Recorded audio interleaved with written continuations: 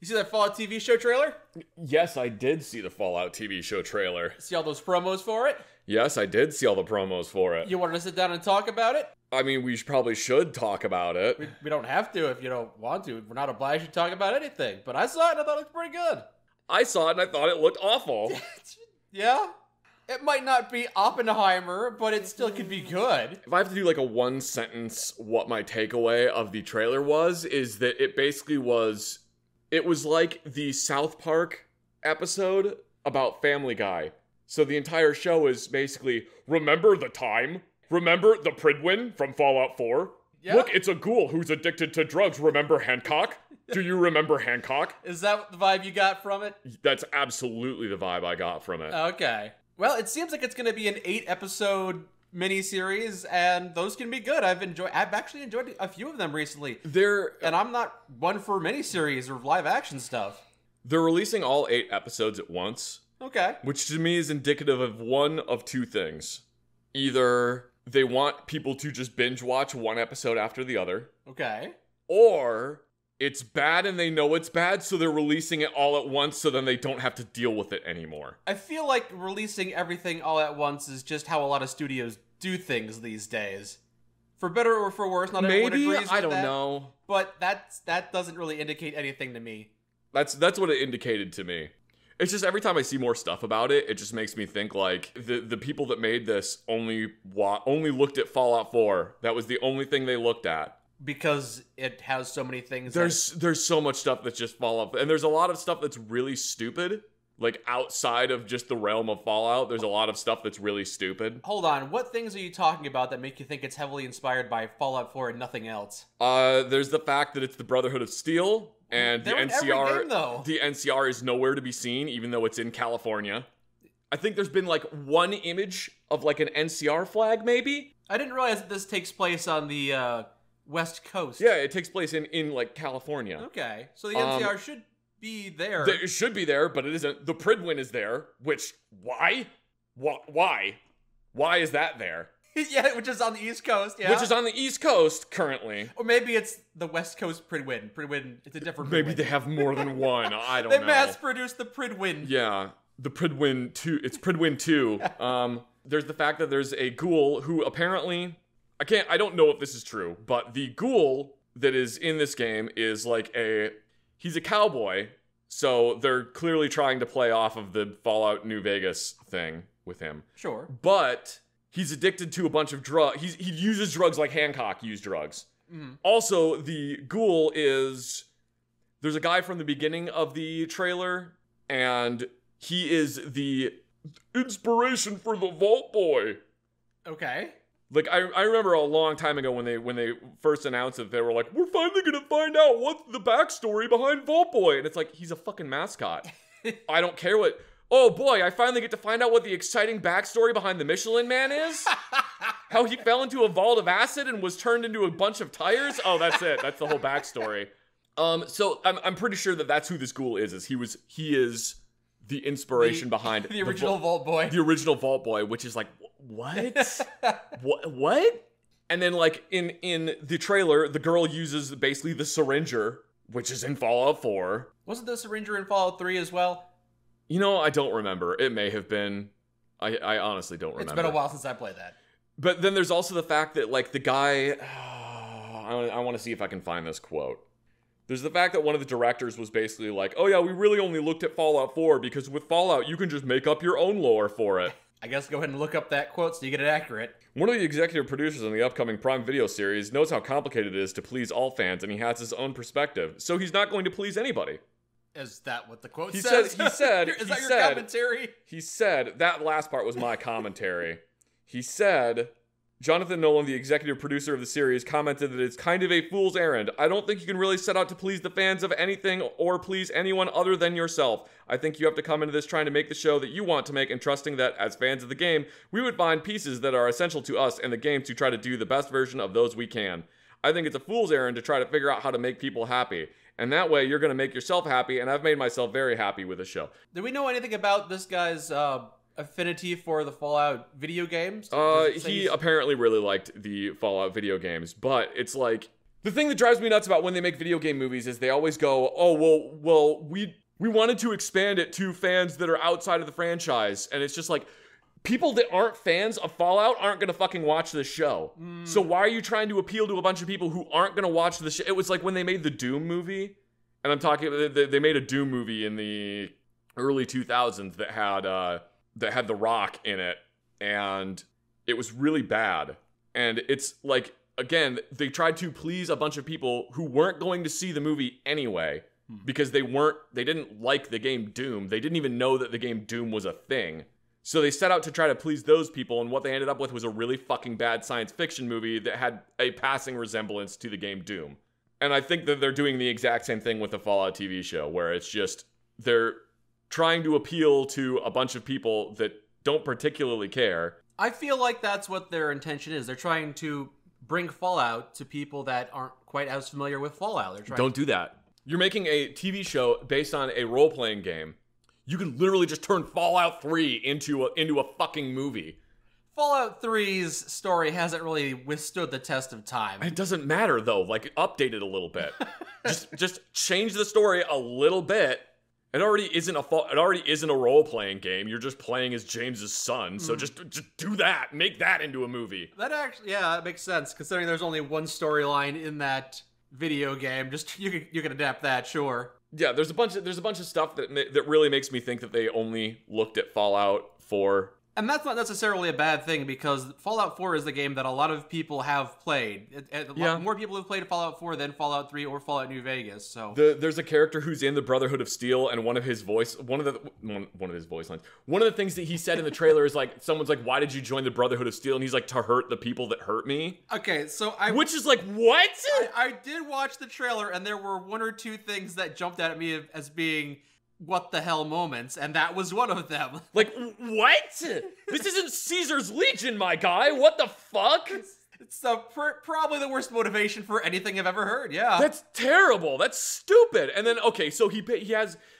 I know why they did this. I know why they did this, and it's Hollywood logic. Because you have to see the character's face, right? So he has the power armor helmet on, which the power armor looks like absolute... You know what? No, I'm not going to say what it looks like, because 50% of people love how the power armor looks, and 50% of people hate how the power armor looks. It's almost like trying to appeal to the fan base as a fool's errand, and you should just do your own thing. No, you should have just actually tried to make it close to the actual game, so that the people who are fans of the game would then therefore watch the whatever. Anyway, the power armor, I know why they did this, because you have to see the person that is in the power armor, you have to see their face. Otherwise, Hollywood will throw a shit fit. Slight tangent. One of the things I loved about the movie Dredd, which is a 2012 movie. All right. That movie is absolutely gorgeous, and it's actually really good. It's like that's an example of how you do like an action movie and actually make it fun and good. Is the movie Dredd. That movie was awesome. Anyway, Karl Urban, who also is in the movie, the early 2000s version of Doom. Karl Urban, they got him to play Judge Dredd in that movie. When he like auditioned for it or whatever, they were like, "Oh, there's just one stipulation about this, and I know you're not going to be happy about it, but you have to keep the helmet on for the entire movie." Like, the producers have said that Dredd never takes off his helmet, so you have to keep your helmet on the entire movie. And he was like, "Yeah, of course I would keep my helmet on the entire movie. I'm playing Judge Dredd. Why the fuck would I take it off?" Yeah. Because Judge Dredd never takes off his helmet. And it's like, that's a really great example of staying true to the source material. And like, that's also, Hollywood fucking hates that shit, because like, you gotta get the hero shots. Oh, they can't emote if his face is covered up. Cue literally any of The Mandalorian, where he has a helmet on for 99% of the series, and he actually still emotes really well. Because if you're a good actor, you can emote with a thing covering your fucking face, and people can tell what you're feeling. Wow, how amazing! You know, when we sat down to talk about this, I didn't realize you felt this strongly, and unfortunately seems to be this negatively about it. I watched the trailer, I thought it seemed fine. I assume it's going to be decent. I shouldn't be so negative about it, because at the end of the day, it's not for me. I was never going to watch this anyway. No? I was never going to watch I don't really watch TV much anyway. So like the Fallout TV series, when they announced that they were doing a Fallout TV series, my first thought was not cool. My first thought was, why? You already have the video games. I could just play the video game. You could, but not everyone can. I could just play the video. I mean, Fallout's it's old enough now that you can play it on base. You have something that will run a version that will run a Fallout game. Well, there are just some people that don't much care for playing these video games, or they're not good at them, or they just prefer to have something they can sit down and watch at the end of a long day of work. Anyway, the thing I was saying about the helmet is they made the helmet for the power armor have like a face visor that comes down, which is really dumb if you consider what the power armor is supposed to be for. It's basically a tank that a person is wearing, right? Right. It's a tank that you're wearing. And it also has filters and stuff built into it. It's got like an oxygen, a life support system. So why are you cutting a giant panel in the front of the thing that keeps the main part of the human body that regulates everything? The thing where air goes into and liquid goes into? Yep. The thing that you definitely want to make sure that filtered air is going into. Why are you just cutting a huge panel in that where you can have all kinds of air gaps? That's why in Fallout 4, when Dance takes his helmet, he goes thunk and puts it on his head. Like it's a helmet. Yeah. Like it's a helmet. Not like it's a fucking welding visor. He just pulls this helmet out of nowhere in his back pocket. It was just kind of stored there. Yeah, he just pull it out of nowhere. But it's Which like you can't really, it's still a helmet that can seal around your head. Whereas in the TV show, it's a fucking welding mask that goes like clunk down in front of the. It's really dumb to me. It wouldn't surprise me if they take some creative liberties just to make things a little bit more Hollywood, a bit more cinematic, and it doesn't make it more cinematic though. You could just have him put the fucking helmet on. You can. You could just have him go thunk and put the helmet on. Yeah. It just seems a bit nitpicky to me. I don't really care all that much. I'll be It's interested dumb. to see And then the also the assault rifle from Fallout 4 is in this. Like why? Why? Okay. Why? So they already did Which something. I know I've already done a huge rant about the assault rifle from Fallout 4, but the one thing that I always hear people say is in defense of the Fallout 4 assault rifle is, well, it was designed for use in power armor. Then why the fuck does it use magazines? Which are difficult to exchange Then why does it use magazines? Which power armor doesn't have a make it belt fed. Make it belt fed. Why does it use magazines? And why can I, as a normal human, not in power armor, carry this? You know what they should have done in Fallout 4 that would have actually been really fucking... They wouldn't have done this because they're not brave enough. They should have made it that when you were in power armor in Fallout 4, there was a set of weapons that you could use and you couldn't use normal weapons. Like, you cannot... They should have made it that you can't use a 10mm pistol when you're in power armor because the hands are too fucking big. That would make sense. Yeah. Like, fucking do it, Bethesda. Stop being cowards. Anyway. I could see it. It would be a fun design choice, but that's not the route they went with. It would Fallout 4. There's also the thing, the weird axolotl that has a bunch of fingers inside its mouth. Like, what's the deal with that? Oh, I guess I just didn't notice that part. Oh, yeah, it's like a thing in the trailer. It looks cool. I think that's kind of neat. All right. I like the part where the guy in power armor punched a bear. That was silly. I guess. It's like, whatever. It's whatever. Yeah. I feel like that's kind of the general sentiment I'll have for this show is, it's whatever. I'll probably watch it once, have a decent time, but not really feel inspired to go back to it. I really do feel like the show is going to come out and then, let's see, it comes out in April. It comes out April 12th. Yeah, about in a week, yeah. Yeah. I bet by June nobody's going to remember it or talk about it. Well, people will remember it, but nobody's going to be talking about it anymore by June. That's just how everything is. It doesn't matter what it is, movies, video game. It's got staying power for about a week or two, and then everyone generally moves on. I feel like it's not going to do particularly well. I'm being really harsh on it. But I'm not their... That's not true. I am their target audience. They want me to watch it because they made it. Again, I feel like their target audience is people that aren't already in the Fallout fandom. They're trying to bring in new people. That is the inherent problem with video game movies, though, is that every video game movie they try to bring in a new audience, and it's like, don't fucking do that. Just make it for the fans of the video game. The fans of the video game are gonna watch it if it's decent already. Yeah, and then that's all you need them to do. It's just those fans to watch it. You don't need to bring in... When the studio that made Helldivers 2 has a motto that is, a game for everyone is a game for no one. Sure. And I feel like that's exactly the same for TV shows and movies and anything else. A TV show for everyone is a TV show for no one. That's the thing, though. If you're trying to please everyone, you're gonna make everyone unhappy, which is what they're fucking doing with the Fallout TV show! You're driving me crazy, Zach. You said this other guy who said this exact exact same thing, and you were criticizing him for saying it. He's not trying to appeal to all these people when he's making this show. He's trying to make something that makes him happy and that he thinks is good. He's not trying to appeal to a wide swath of people. No, he's trying to... Yes, he is trying to appeal to a wide swath of people. He's saying it. You need to understand Hollywood speak of, I've made myself very happy with this show. Yeah, he's made something he's proud of.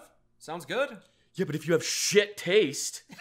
Yeah? And if the only person you're making happy is yourself, then what you end up with is the sequel trilogy to Star Wars, where nobody fucking tells you no because it's, well, I'm making myself happy. I don't know if that's the case. I don't know a whole lot about this director, but... The thing that's confusing to me about this director is that it's Jonathan Nolan, who was the co-writer of Memento, which is an amazing movie. He's worked with Christopher Nolan on a bunch of films, but I really think that they did themselves a massive disservice by not trying to appeal to Fallout fans and make it more like an actual Fallout game. The trailer seems pretty appealing, honestly. I don't think it does. No? I've watched the trailer and I've watched they released like 2 minutes of one of the episodes, and it's just like, it just makes me think of the fucking meme of Patrick Stewart where he goes, acting! That's what it makes me think of. Okay. The whole thing to me just screams like, look, it's Dogmeat, remember Dogmeat? Look, it's the Pridwin, remember Fallout 4? They're trying to adapt Fallout 4 to the big screen, or I guess like it's a smaller screen. It's gonna be on a streaming service. It's gonna be on a fucking streaming service. Honestly, my expectations with this are decent because there was a different series that came out recently that was decent, and it was the live action Yu Yu Hakusho movie. And the Yu Yu Hakusho anime is perhaps my favorite anime of all time, but it is 112 episodes long, and it'd be difficult to condense it down into a live action miniseries. And they did, and it was like a 6 or 8 episode long miniseries. And you cram that in basically cram like the entire first 80 episodes into 6 episodes, and it didn't work well. But it was still really cool seeing these characters portrayed in new ways, and they made some changes that seemed pretty cool. Like, I can't believe the TV show didn't think of that, because that's a really cool way to show the origins of this and this and this. And the fight sequences they had were really good in that. So even though I don't feel inclined to go back and watch it again, it still had a couple of really great moments, and I'm glad I saw it once. And I feel like that's probably how the Fallout TV show is going to be. My motto is always keep your expectations low and your hopes high. And I feel like this is going to be decent. I feel like it's going to be mediocre at worst, forgettable at worst, but it could be good. See, my motto is usually everything's going to be shit, so why bother? So there were 2 live action adaptations that came out recently. There was the Yu Yu Hakusho one, which I feel like I actually heard from quite a few people that it was decent. Yeah. But I feel like Netflix was kind of ashamed of it because they didn't advertise it at all. I saw like 1 advertisement online, and then I never saw it again. And this was like months before it came out. You're not wrong, because I didn't really keep up. The only reason I knew it had come out is because I was at a vehicle repair shop getting my vehicle fixed, and I noticed that they had that on their TV screen. I was watching the live-action Yu Yu Hakusho at the vehicle repair shop because I just noticed it was there. If I was in charge of management at any one of these streaming services, I would shoot down any and every live-action adaptation that comes across my desk. I don't care what it's of. You could be doing a live-action adaptation of the game Monopoly, and I would be shooting that shit down. I would be like, why the fuck aren't you making something original? Go make something original, you fucking piece of shit. Get out of my fucking office. Yeah, but they keep making them, so it obviously has... Well, it's because our society is creatively bankrupt and we can't come up with anything anymore. But apparently the live-action adaptation of One Piece was actually decent. Yeah. I was under the impression that was going to be just absolute dog shit, especially after the live-action adaptation of Cowboy Bebop. I thought that both of those were going to be trash. Apparently they were decent. I'm not watching them, though. It's hard to say if a live-action adaptation is going to be good or bad, because we've seen some really good ones, and we've seen some really poor ones. I heard negative things about the Avatar live adaptation. After watching that, I had to go to the hospital to have a tumor removed. That's how bad it was. It caused me to have a tumor. That's a lie. It actually didn't cause me to have a tumor. I've never watched it because of how fucking terrible it is. See, I feel like a lot of the reasons these live adaptations keep coming out, even though some of them aren't great, is because it inspires people to go back and watch the original source material. And honestly, I just finished rewatching the original Avatar series. Maybe it's because... I mean, that wasn't the intention of the live-action series, though. They wanted you to watch the live-action series. They didn't want you to watch the thing. They wanted you to watch the new thing. Consume, Mike! Can we really know their intentions? Yes, we can. It's money. They wanted money, so they made a live-action. People love this. People love Pepsi, so we made a movie about Pepsi. Watch the Pepsi movie. Maybe they wanted to remind me about the original show because they absolutely did not. I guarantee you. Show coming out. I guarantee you, the only thing they wanted was your money. They're Hollywood executives. Their only driving force is greed, money, and having sex with people that are under the age of 18. Those are the only 3 things that they want. You're so cynical. Those are the only 3 things that they fucking prove me wrong. Find one example of anyone in Hollywood doing something because it would be, let me rephrase that. Find one example of anyone in Hollywood doing something post 1980 that would actually be good. Okay, I'm not heavily involved with the movie scene. I don't know. I hardly watch any movies. It's absolutely rotten to its core. Okay. It is absolutely rotten to its core. Yeah, I guarantee, anyway, I got off on a fucking tear there about that. Yes, we did. I guarantee you that they did not want you to watch the original series, that what they wanted you to do was watch the M. Night Shyamalama Ding Dong. That's the live-action movie. There was another live-action TV adaptation that came out recently that was kind of mid as well. Okay, well, regardless, they wanted you to watch that. They didn't want you to watch Avatar. If they wanted you to watch Avatar, then they would have made it available on on a multitude of streaming services so that you can actually watch the entire thing. Did you see Donkey's video about streaming services? I don't remember. It's basically how, like, oh, you want to watch Pokemon? All right, well, to watch the first 5 episodes of Pokemon, you need to go to this streaming service because they're not available anywhere else. And then the rest of the first season is available on Amazon Prime, but the second season is available on Peacock and Peacock Plus. And the third season is available on Amazon Prime, but only for the first 3 months of the year. The 4th season is also available on HBO Max and Amazon Prime. We are so far off topic at this point. It's literally, it's impossible to watch anything online anymore unless you fucking pirate it because of how bad streaming services are. Yes, that's a true statement that I agree with, but going back to the live-action adaptation of Fallout, the TV show that's coming out, I think it could be good. I think it has potential to be good. I don't, but I admire your optimism. There's going to be some funny moments. There's going to be some parts that make me laugh, and I think it'll be a thing that I watch once. If it's good enough, maybe I'll recommend it to other people. I feel like if I were to watch it, it's going to make me roll my eyes so far into the back of my head that I'm going to get a detached retina. You don't have to. You said it's not your target. You might not be the target audience. I'll probably watch it, and I'll tell you if I think it's good. I'll give you a number rating, 7 out of 8. If it's good, I'll let you know. And then I will subtract 3 numbers from whatever rating you give because you have bad taste. 7 out of 5? Whoa! Blew away expectations. Did you ever watch Nuka Break, the fan-made live action? That was actually decent. Yeah. Do you know why that was decent? Because it was made by people that care about it. Because they told their own story. Yeah. It was made by people who care about it, and they told their own story, and they didn't try to jam the Brotherhood of Steel into it, and they didn't try to appeal to a new fan base that wasn't going to be interested. So you think Nuka Break is great because they told their own story, but you think they also should have just adapted Fallout 3's story for the live action? What I'm saying is it was good because they told their own story and they stayed true to the original source material. Mm-hmm. They didn't have the fucking Pridwin show up in the middle of the desert in Nevada. Mm-hmm. Yeah. They didn't modify the power armor so that the fucking helmet has like a welding visor face closure on it. Mm. They didn't fucking put Piper in it for no reason. But not Piper, it's Pipper. Okay. That's why that was good, is because they stayed true to the source material, but still told a story that they wanted to tell that was actually decent. Sure. This might be a decent story. And I don't think so. It might not be canonical. It might not make a lot of sense. Maybe the NCR isn't there and they're just, for some reason, not anywhere in California. She has to leave the vault after a certain period of time. Remember Fallout 76? Wait, no, don't remember Fallout 76.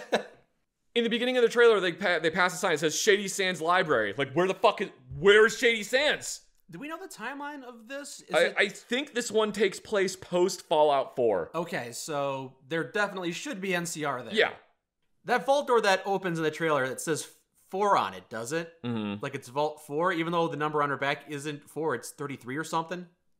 It's weird that the vault is numbered 4. We've already seen 2 vaults numbered 4 thanks to mods. We saw 4ville, which was a mod for Fallout 4, and then American Weirdo had Vault 4 and Sympathy for the Devil. So here's another version of Vault 4. Oh no, it's Vault 33. There was a 4 at the beginning, but that was showing a different vault. The vault therein is 33. Okay. Yeah. I think it's funny that the old lady that she meets in town does the fucking El Risadas laugh. Twitch culture, am I right? That scene got a laugh out of me. I won't lie. I watched that scene and I started chuckling. We used I don't want to set the world on fire, remember? Fallout, remember? I don't agree with the complaint, because they're really just taking a bunch of motifs from the Fallout games, specifically the most popular one, Fallout 4, and adapting it into a live action version. So it seems familiar to some people, and people that watch the TV show will be able to have some kind of connection with people who only watched only played the video games. I guess. I'm not impressed with the trailer. It does not compel me to watch the show. Okay. I really don't think it's going to be good. And it might not be. It's like I was saying, I don't think I am a good person to ask about whether or not the Fallout TV show is going to be good, because, one, I wasn't going to watch it anyway. My first reaction to the show being announced was why. Two, I'm sick of all the staples of Fallout. It's one of the reasons why I'm excited for Fallout London, is because no Vault-Tec, no Brotherhood of Steel, no NCR, hopefully. Our perspective might be a bit skewed because we are steeped and saturated in the Fallout universe. We played a lot of mods. I've played all of the games, basically, almost all the way to the completion. So, yeah, we might be getting sick of it, but that also might be a niche opinion for us. I'm sure there are some people out there who will be excited to see the Fallout video game being adapted into a different format and see what they can do with it. They shouldn't be. They should have the exact same opinion as me. I'm sure they'll have a really cute dog playing dog meat. And I'm sure they'll tell some really heart-tearing stories and some emotional moments. And maybe a fun cinematic final battle. You know, it could be good. Talking about bad Fallout content, I started jumping back into Fallout 76 and trying to enjoy that again. I've tried it quite a few times in the past. Every single time I've tried to jump back in, my enthusiasm does not last for very long, as I remember all the awful systems and all the bugs. Yeah. But last couple days, I've actually been kind of enjoying it. Okay. One of the first Did you suffer a concussion recently? Not to my knowledge, no. How many fingers am I holding up? You're not holding up any. Look, you're just an icon on the screen. Damn, he's right. But yeah, I walked out the vault, and I think the reason I'm enjoying it more is because I'm not approaching it as a person playing a video game. I'm trying to role play as the character who's in the game, which makes things a bit more enjoyable. Maybe it's just my mentality. Approaching it with a much more positive mentality means I can have a much better time. I encountered a person who was level 1,000, and I know there's lots of people out there that just really like this game. And I'm trying to see things from their point of view. I already know that I don't like this game for a lot of different reasons.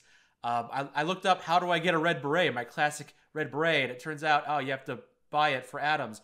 But I went to the Atom shop and it wasn't there because, you know, there's so much FOMO in that game, so much fear of missing out. They dangle it in front of you for 2 weeks and say, if you don't buy it now, you'll lose it forever. They do that so much. So they did the same thing in Destiny 2, which is one of the litany of reasons I stopped playing it. It's in so many of those free-to-play live games as a service. They do that in many, many games as a service because they want you to keep playing. It's infuriating. But there are so many reasons to not like Fallout 76. I don't want to rehash all those because I'm trying to approach it positively and actually get through the entire thing.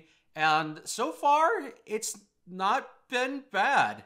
I have tried on 3 separate occasions to play Fallout 76. And I don't really want to try anymore because I don't want to do the gameplay loop of that game. I wouldn't encourage you to. I already kind of assumed you were done with that game, especially because you're kind of tired of this lower quality Fallout stuff that's been put out recently. I also just don't like crafting. Survival crafting, it's a buggy game. Yeah. It's a game as a live service. No, don't get me wrong. I have no problem with a game if it's buggy. I have a problem with buggy games that aren't fun to play. Sure. The game still has weapon durability. It's still got... God, yeah, I forgot about that. Still got the thirst meter and the hunger meter. So there's so much to not like about that game. Yeah. So if I'm trying to approach it from an objective point of view, I'm going to come away feeling very negative. But if I approach it with a largely positive point of view and just try to focus on what I can enjoy, then apparently I can have a better time, because that's what I've been doing. I've been having a better time. The last time I tried to play this game, it was when they came out with the female astronaut, and I tried to see what she had to offer. That was like the Wastelanders DLC or something? Something like that, and she just sent me on fetch quests. Yeah, she just sends you on Radiant fetch quests. She just sent me on fetch quests. Well, that's all any of them do. They just send you on Radiant fetch quests. It was driving me insane, and I think now that I'm used to it, maybe now that I know that that's what I've got waiting for me, You have Stockholm Syndrome. Maybe. I know we've heard a lot from a lot of people about how the game is better now, and we've always been very skeptical about that. But they have actually made some improvements. The netcode is still bad, but it's not as bad. The characters you can encounter are still bland and forgettable, but there are some of them. There used to be a whole quest line where you just follow nodes trying to track down the Overseer. Yeah. And I don't know if they cut it out entirely, but they actually added NPCs, including an Overseer in the game. So they've been making some changes. Is it still bad? Probably. But is it as bad as it used to be? No, it's clearly not still as bad as it used to be. It's gotten better. It's just, I don't know, man. It's gotten good enough for me to be able to enjoy it. And that's not for everyone. What I'm hearing is, look, man, they improved dysentery, so at least now it doesn't kill you. It doesn't kill you anymore. You still shit your brains out for a long period of time, but at least you don't die. That's kind of what that sounds like to me. Still an improvement. It's like, yeah, it improved it, but at the end of the day, you're still getting fucking dysentery. It's not for everybody, but there were people that were enjoying it even when it was in its release state. And I know, and it's like, I wonder, if you enjoy playing the thing, I'm not telling you can't play the thing anymore, but I'm not gonna play it. Sure. One of the last times I played it, I was at I think there's like a water park, and again, it's a mission where you go around and you find a bunch of fucking notes and terminal entries and shit. Yep.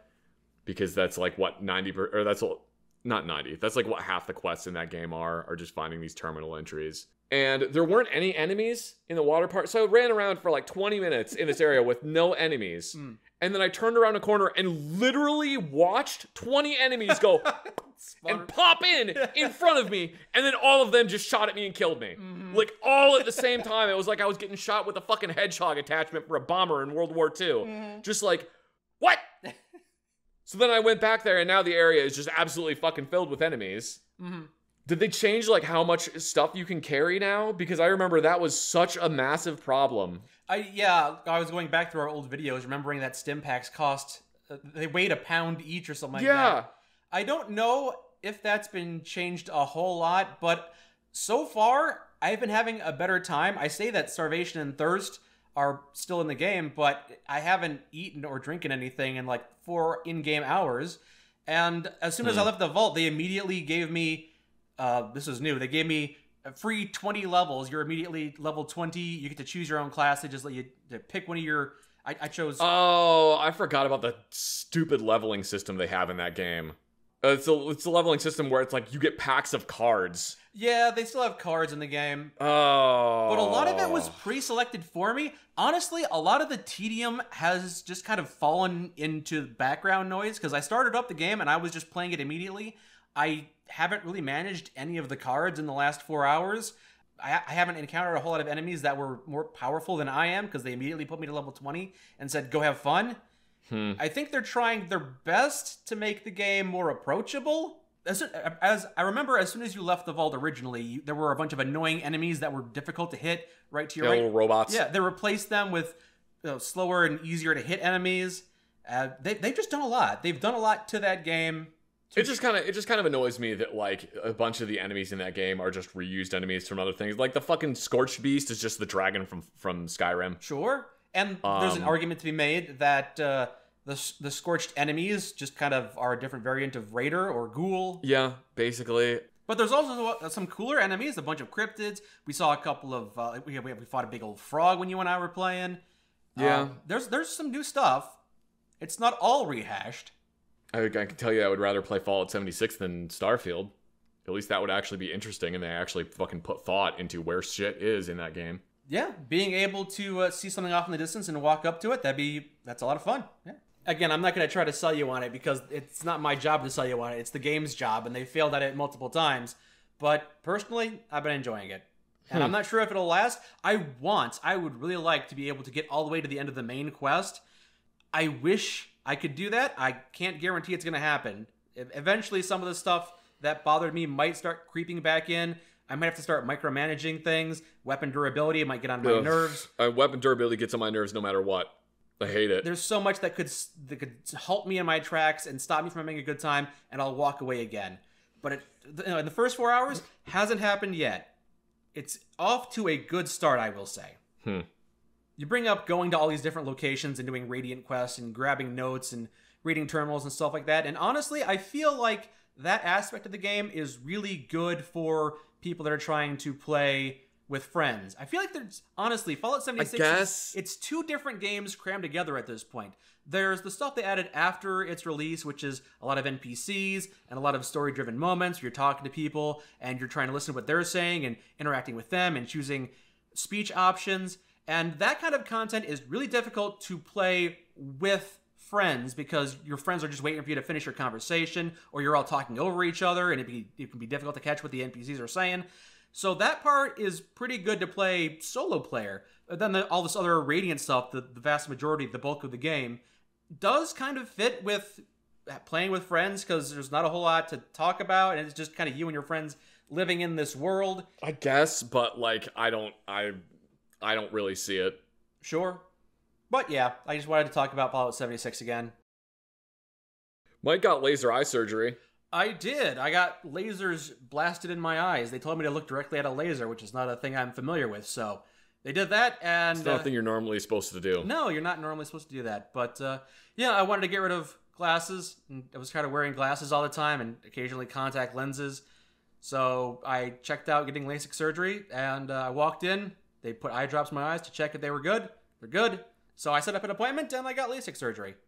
And it went very smoothly. Mike went to the Jiffy Lube of laser eye surgery clinics. It's not what happened. No, I don't know what you're talking about. He went to a place that was like a Jiffy Lube. He walked in there, and he was like, he walked in there like, "Are you going to take these pills before we do the procedure?" And he said, "Well, how many should I take?" And the guy was like, "I just usually go by however many I can fit in my fist." They put me down on a platform, and they used a hand crank to crank me up, and then they used a drill to remove my eyes and put in new ones. If only it were that simple. Honestly, talking about simplicity, it was super simple. The procedure to get my eyes corrected took about 10 minutes. I sat down at the table, and they put it's a little device, I don't even know what to call it, but they just kind of put a device on my eye. It went beep, beep, beep, and blasted a little bit of air in my eye, and yeah, it was done. And I put in eye drops for a week. No, Mike, they just hit you with an air compressor. They didn't actually do any laser eye surgery. Oh, the procedure actually took 2 hours, but because I was concussed, it felt like a few minutes. Ah, that would be it. No, the procedure was fine. And I'm happy I can see now without having to wear glasses or contact lenses. What did the laser look like? A bright green laser. Oh, it was a green laser? Yeah, they made me stare at a bright green laser. Weird. I would have thought it would have been a red laser. And they told me that one of the common things after everyone gets laser eye surgery is that, due to aging, you normally will have to need reading glasses in the future. But they told me that they're coming out with new technologies, and now they have eye drops that prevent you from needing reading glasses. So you put eye drops in. I don't know how that would work. I feel like we're living in the future. I keep on encountering these new technologies. I feel like that can't possibly, because the reason you need eyeglasses is because of either cataracts or like your eye changes shape, right? Maybe? Like, I feel like that's the reason why you have to get why you have to get glasses is because your eye changes shape as you age.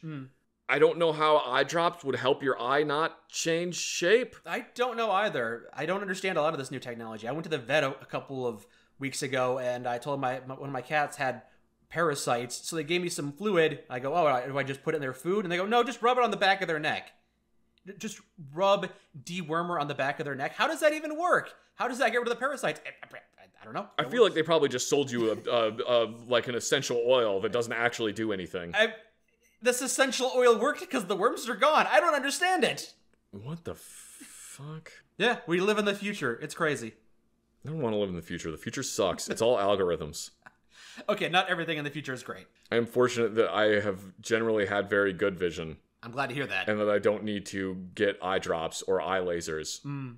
So no more having to clean my glasses every few hours. No more having to take off my glasses and not being able to see when I'm at a water park, or having to put on some uncomfortable band that straps my glasses to my head. See, you should have just kept like the BCGs they give you in basic training, or they used to give you in basic training. They don't make those anymore. No, they don't. No, now they give them like these nice like black sunglasses. Now they get just like nice black frames. That's nice. Yeah, they don't get the fucking giant monstrosity BCGs anymore. Remember that that program or that saying they wanted all soldiers to see 2020 by 2020? Didn't really pan out. LASIK didn't really catch on for every soldier. Wait, what? Yeah, you didn't hear about that? No. They want. Maybe it was just a general who said they wanted all of the soldiers to see 2020 by 2020. I remember that very distinctly. They wanted everyone to have some kind of laser corrective surgery, to not need glasses or contact lenses or stuff like that. It might have just been a pipe dream that one person had, and it stuck in my mind. Man, I really hope so, because that seems like a great idea. We're going to force every single soldier to get laser eye corrective surgery, regardless of whether or not they're a good candidate for it. Well, maybe they didn't know that. I mean, that seems like the kind of thing the Army would do. To be completely honest, that seems like the kind of thing the Army would do. Back in the heyday, back when it wasn't difficult to get soldiers, maybe having those kind of hoops to go through, or, if you're not a good candidate for eye surgery, LASIK eye surgery, then you're not a good fit for the military. They could have had that bar quite high back then. It's a bit more lax these days. I don't know. It's definitely getting more lax to get into the military than it used to be, because it was, when I joined, they were taking basically anybody, and then they started getting more restrictive, and now they're getting less restrictive and less restrictive again, because the Army's having a recruiting problem. Gee, who could have thunk? It's almost like all of these people got out of the military and told everyone about how fucking bad it is. Mm-hmm. What a surprise that a generation that grew up while we were at war for 20 years isn't too keen on war. Oh, yeah. I remember reading about a guy that was in the Marines that helped to set up a base in Afghanistan. And then 15 years later, his son went to that exact same base. Yeah. So we were talking about laser eye surgery. Yeah. Yeah, it's great. I can wake up and I don't need to put on glasses. When my cat comes up to me, I don't have to worry if they're going to smear their face against my glasses and I have to clean them. I can just let them rub my face for a little bit. It's great. A lot of minor improvements in my life that build up over time. Now, don't you have to do eye drops like 3 times a day, though? I don't have to, no. I use eye drops occasionally throughout the day, but I don't feel like I ever have to. Yeah, the surgery went very well for me. Surgery! Yeah, minor elective surgery. So I'm a big fan of rhythm games. Mm-hmm. I enjoy them a lot. I'm quite good at them. One of the games I played way back in the PlayStation 2 era, you may have heard of a little game called Guitar Hero. Yes. That had a big influence on my life. It's kind of embarrassing to say, because before that point, I'd really only listened to like anime OSTs and video game soundtracks. I didn't listen to actual music that most people would know. Mm-hmm. And it's only thanks to a game like Guitar Hero that I know of Ozzy Osbourne and boomer music. Well, any music really, any music that most people would have heard, and not just like the Outlaw Star OST or something like that. Mm-hmm. So I really enjoyed Guitar Hero and Guitar Hero 2 and Guitar Hero 3, and then when it came out on PlayStation 3, I was enjoying Rock Band, and I enjoyed all those games. There was that period of time where they were coming out with a new Guitar Hero game like every fucking 5 minutes. Oh, they oversaturated the market, absolutely. It got just absolutely inundated, because they came out with a Guitar Hero, and then Guitar Hero Aerosmith, and Guitar Hero blah blah blah. Guitar Hero Beatles, Guitar Hero Green Day, actual things. Yeah, they came out with so many versions that the market got completely saturated. Yeah. And so the genre kind of fell off the face of the earth. It's not really in the popular vernacular anymore. But I enjoyed those games a lot back in the day. I had 2 guitars, and I had the Rock Band. And they had the Rock Band Network, where you could buy songs through their online service, like $1 or $2 per song. Oh, yeah. So I would buy these songs and just rock out, enjoy them, listen to them, have a great time. Some serious music. So I actually enjoyed some country music. Yeah. There's a couple of good country songs out there. No, there aren't. And even if they're not good songs, they're fun to play on Rock Band. Let me elaborate on that. There are actually some good country songs, but anything that is in the genre that would be considered stadium country is absolute trash. And if you listen to stadium country, you should throw yourself off a cliff. Okay. Strong opinions about country music. I have very, very strong opinions about stadium country. I've heard it called bro country before, if that's what I'm thinking of. Yeah, same. They're They're very similar. They're the same thing. When we came back from Iraq, we got off of the airplane in Alexandria International Airport and Tire Change Station in Alexandria, Louisiana. We got off of the airplane, and then they had us march in formation into a big gymnasium auditorium type building. Okay. And they were playing music when we marched in there, and the song that was playing was the I'm an American Soldier song. I forget who the fuck wrote that song. It doesn't matter. It was very popular in the early 2000s because patriotism. They were playing that song, and the person I was marching next to said, not very loud, but loudly enough I could hear it, if I knew that this is the song they were going to be fucking playing, I would have stepped on a landmine. Jeez. I had a very similar opinion. Yeah. So we both had a good chuckle about that. I fucking hate stadium country. Yeah. I hate it. Anyway, I'm sorry. You were talking about country. I like Johnny Cash or Patsy Cline. Yeah. That's actually good country music. There's good country songs. Maybe you're not a fan of contemporary country. That's understandable. Most modern country is dog shit. Anyway, I'm sorry. Please continue. It's all right. I was just saying I enjoyed a wide variety of songs from a wide variety of genres. Popular rock songs, country songs, any genre really. And I got popular songs, and I purchased some of the silly gimmicky songs. Songs from SpongeBob or iCarly. There was a fucking song from iCarly in there? There was a song from iCarly. There was... Why do I even know what that is? I bought Trogdor from Homestar Runner, Strong Bad, so I could play that on guitar. I just had a blast playing these songs on the silly little plastic guitar. Had a great time with it. Do you remember when they tried to make a version of Rock Band that you used an actual guitar for? Yeah, Rock Band Pro. Yeah, I don't think that did very well. I don't know either. They came out with all these pro instruments while it was on its decline after the market had been oversaturated, so I don't know exactly how well it did. But that was back in the PlayStation 3, and eventually my PlayStation 3 died because it wasn't a very good PlayStation 3. They had some issues. I don't think any of the PlayStation 3s were very good. Yeah, and then the PlayStation 4 came out, and you had to buy online. I just never got into PlayStation 4. I sold my controllers, and I left my account as it was, and I went on with my life.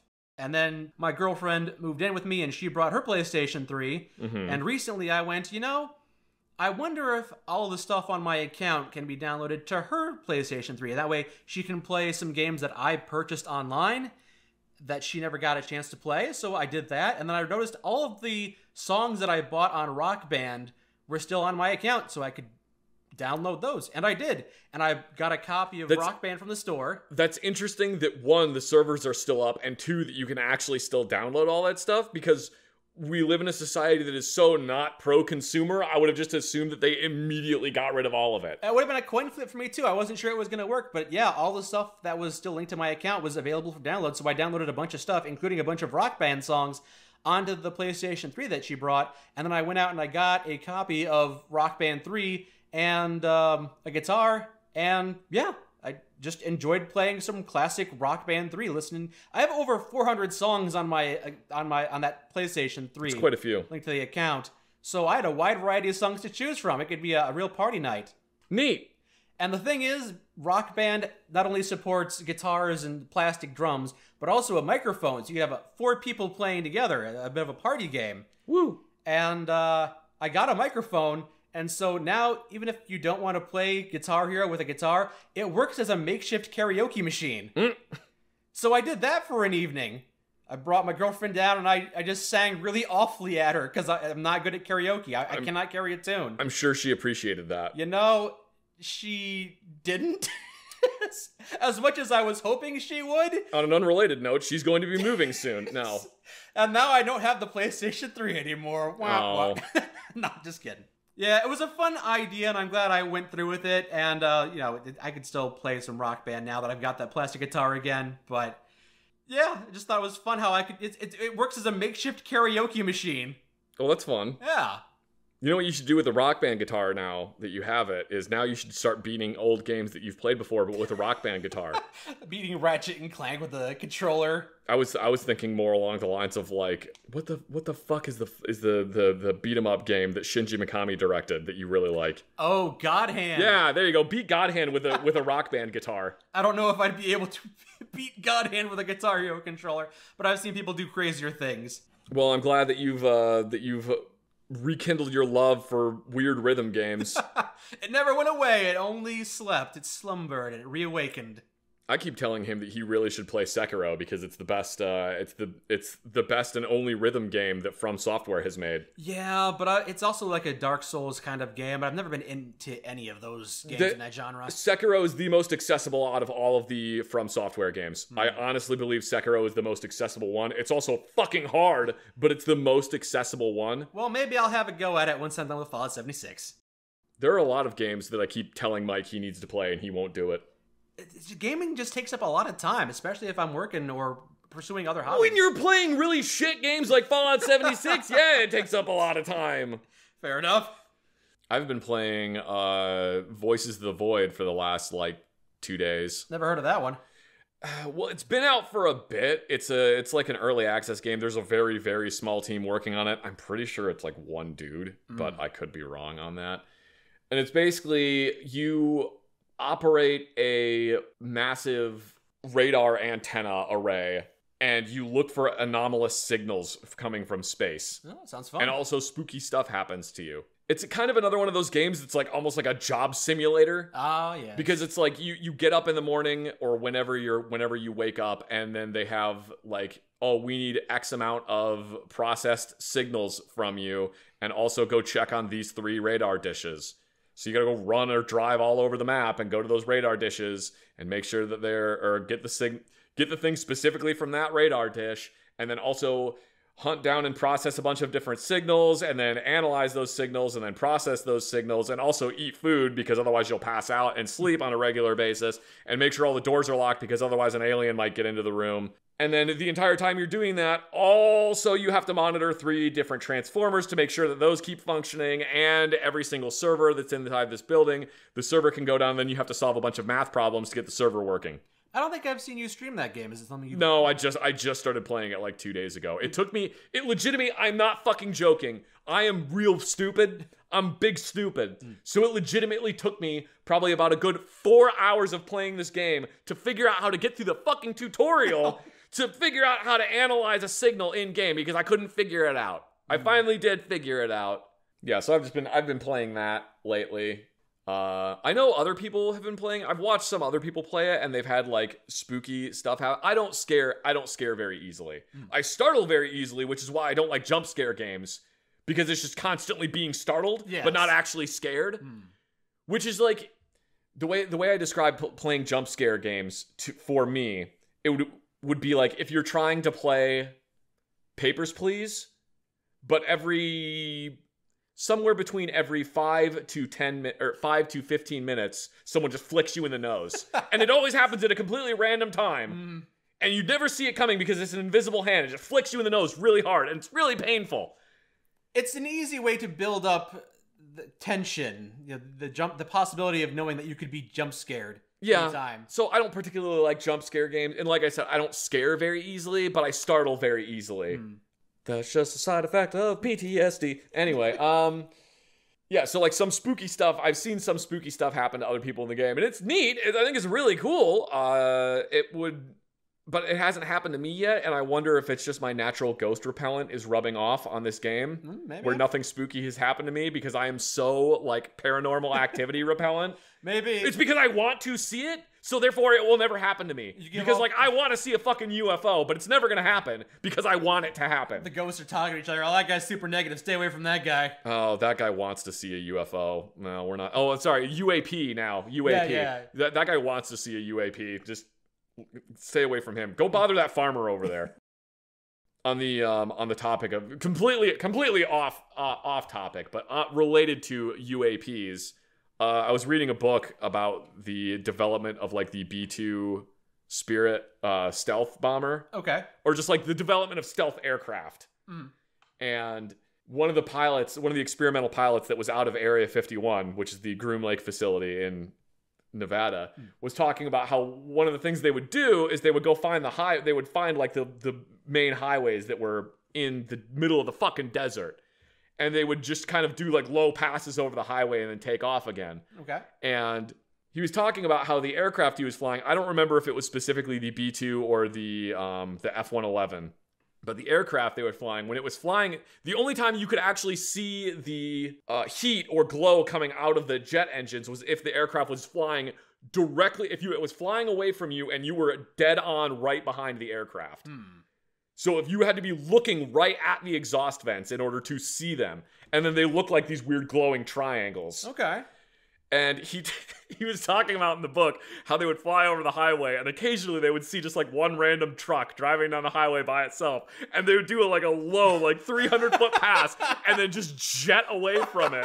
So he was like, yeah, so if you were ever driving on this like highway in the middle of the night in like the 1970s and you just saw these two glowing bright red triangles just take off and then suddenly disappear into the sky, that probably was me, and I'm really sorry, but also haha.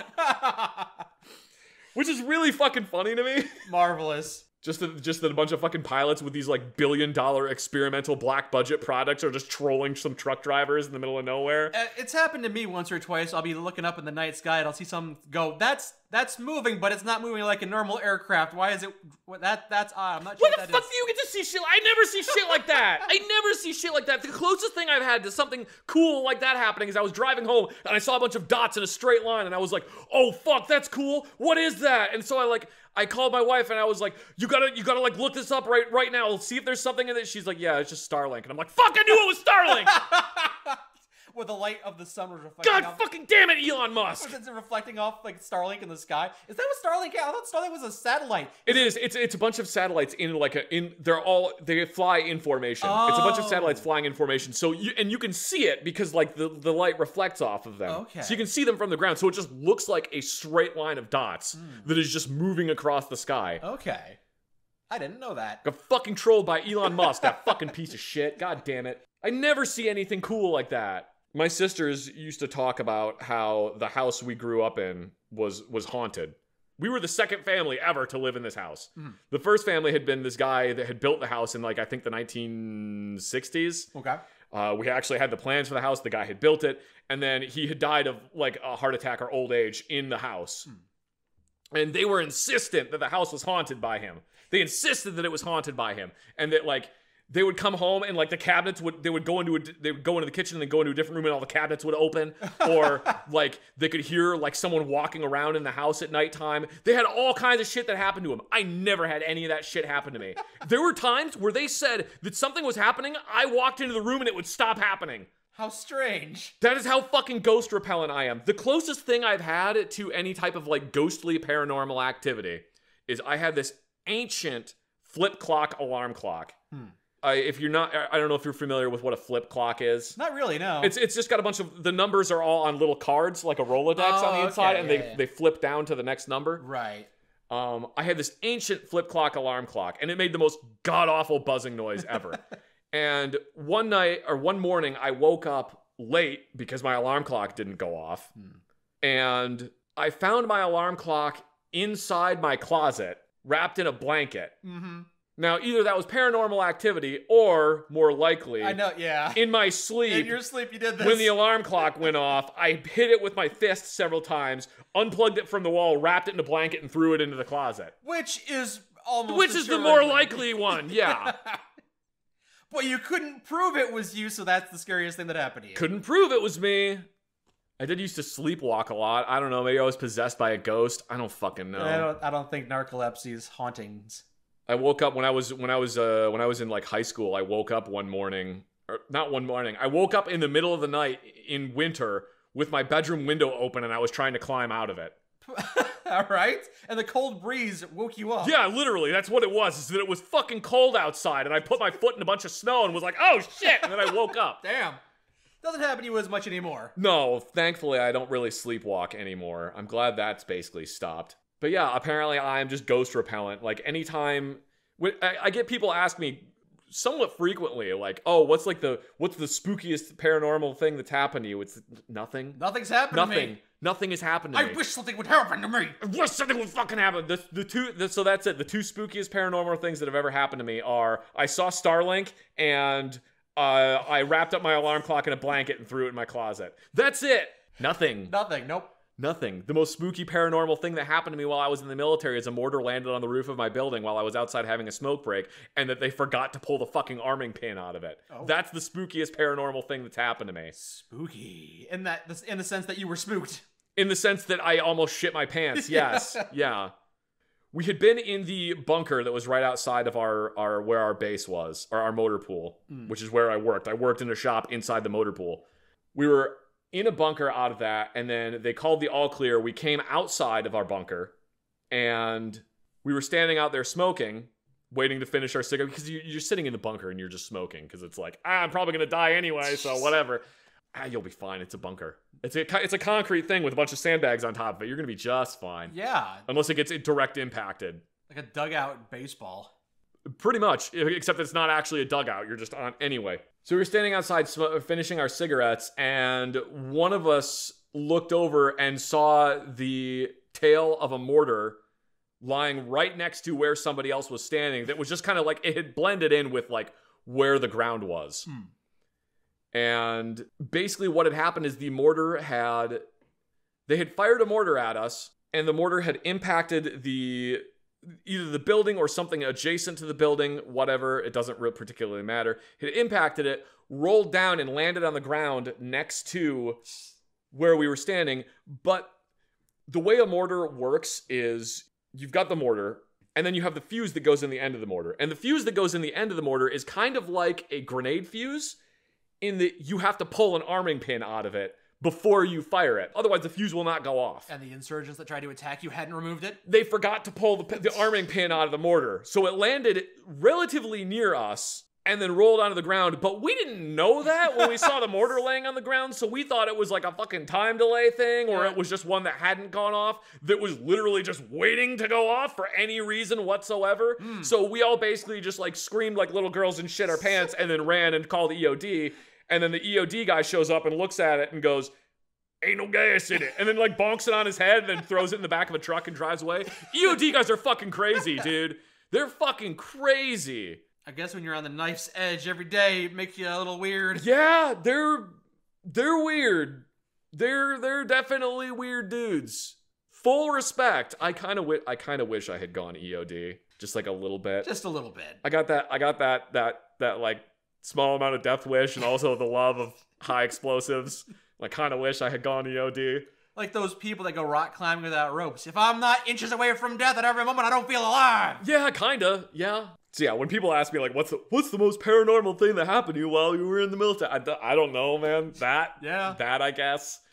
Nothing. I am ghost repellent. Ghosts don't want to have anything to do with me. They don't care. They know that I want to see them, and the UAPs know that I want to see them, so they're like, nah. How do these people on the History Channel find a new place every week? If you wanted all of the weird activity at Skinwalker Ranch to stop happening, just send me out there. It'll just stop. Yeah? Then you can turn it into condos or something. What is with you being ghost repellent? I don't know. I legitimately think it's because I want to see it happen. But I can't. It's infuriating. Maybe you had a minor surgery a long time ago. You don't remember. They accidentally left a sponge shaped like a cross in your back. Maybe. I don't know. I think I think they just don't want to hang around with me. They're like, oh, he's just going to talk about guns at us. And like, I've got an Albuquerque drive, so what do I care about guns? Maybe it's that. I don't know. Silly humans and their kinetic energy weapons.